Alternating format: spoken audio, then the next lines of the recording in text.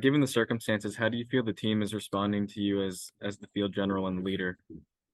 I feel like we're responding great. We all support each other. No matter who's on the field, we're all going to have each other's back. I mean, that's what you're supposed to do when you're on a team. Like, it doesn't matter who's in there. You're supposed to support your brother just like you want him to support you while you're on the field. So we're all just rallying around each other, and I'm glad that they're supporting me and having my back. It definitely gives me a lot of confidence going into these games. Brian, go ahead. Hey MJ, we've heard a lot this season about playing complementary football. How do you feel that turned out today with like the scoring points off of turnovers, defense making stops, and y'all, despite the turnovers, still having some resiliency and putting points on the board? I mean, that's the main thing we were trying to do is make sure we're playing good complementary football. I know I had 3 turnovers that I got to clean up. So going for next week, I'm going to watch the film tomorrow and definitely clean those up, to try to not get the defense back on the field so quickly and give them a little more rest. So, we're just going to keep on working and get better and better each week. Noah, go ahead. Hey MJ, I've got a two-part question. What were the emotions like, going out there, for the first time today? And then, how did you kind of put that start, behind you in those first 7 passes with the 2 interceptions and, string together 6 straight completions and a couple touchdowns there? I would say the emotions are definitely high. I haven't played since Boston College of last year, so it's been a little minute. And then of course spring game, but I'm talking about playing in a real game with a real environment and fans and everything. So emotions were high. I felt good being out there with my boys. I don't think I was too nervous out there. I was really just trying to have some fun. I know, like you said, had the turnovers early, but I know that Coach Doran always tells us, put it in the past.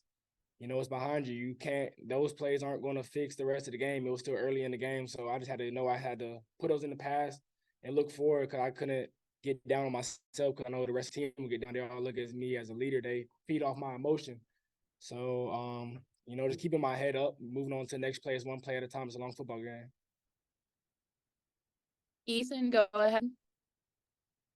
MJ, you and KC had a pretty dynamic connection going there for most of the game. Just what can you say about him and his performance today? Man, that boy's a dog. Like, he knows what he's doing out there on the field. He's never nervous. He knows exactly what he's doing. He knows how to get open. He knows coverages.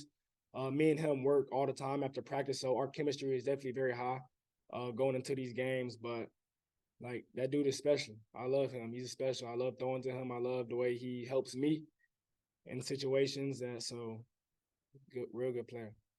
Thanks. Jaden, go ahead. Hey, MJ, I asked Casey, but from your perspective, how important is the defense in the offense's success? Can you repeat that one more time? My fault. How important do you think the defense is in the offense's success? Like, what do they do for y'all? I mean, a lot of the people on the defense, like before we go out into the field, I don't know if y'all can see it, but they'll come over to our huddle and give us motivation and give us hype, and that definitely shows a lot of love knowing that the defense got our back.